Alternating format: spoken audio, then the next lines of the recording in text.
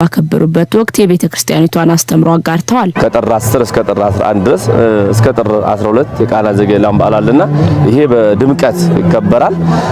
የአደባባይ በዓል ነው። በቤተክርስቲያናችን ጌታችን የመድኃኒታችን ኢየሱስ ክርስቶስ ከገሊላ በጉዞ ወደ ዮርዳኖስ መጥቶ በፍጡሮች የተጠመቀበት ትህትና፣ ፍቅር፣ አንድነት፣ ሰላም፣ እርቅ የዕዳ ደብዳቤ የተቀደደበት የእግዚአብሔር ልጅነትን ያገኘንበት እጅግ ታላቅ በዓላችን ነው።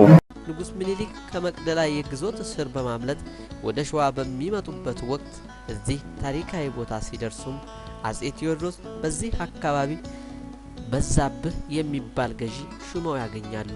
ንጉሱም በአባቴ ርስት ላይ ሊሆን አይችልም በማለት ናሴ 12 1857 ዓ.ም ከበዛብህ ጋር ጦርነት ገጥመው ድል ያደረጉበትና ለምኒልክም የመጀመሪያው የኢትዮጵያ አንድነት ምስረታ የተደረገ ጦርነት ነው። የአካባቢው ማህበረሰብ በአፈ ታሪክ ደረጃ በግጥም እንደሚሉት እባካችሁ ሰዎች ሆዳችሁ አይባባ መች ተዋግቶ ያውቃል ሰባትና ሰባ በሚል ይተርካሉ። ትርጉሙም ሰባትና ሰባ ማለት የምኒልክ ወታደሮች ቁጥራቸው 7 ሲሆን የበዛብህ ወታደሮች ደግሞ ቁጥር 70 መሆኑንና ድሉም የአጼ ምኒልክ በ7 ወታደር ማሸነፍን የሚያሳይ ነው።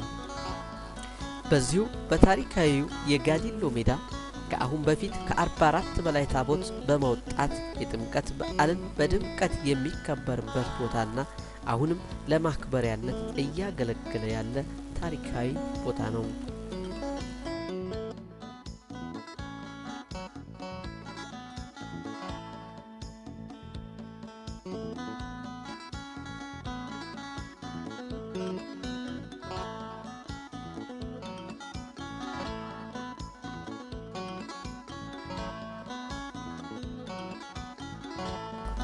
አሁን መሃሉንዝ ቀበሌ ላይ ደርሰናል። እዚህ ሌላ ትናንትን ወደ ኋላ እንድናይ የሚያደርጉ ቀልብን የሚስቡና የሚያማልሉ የሙሽራ ድንጋዮች።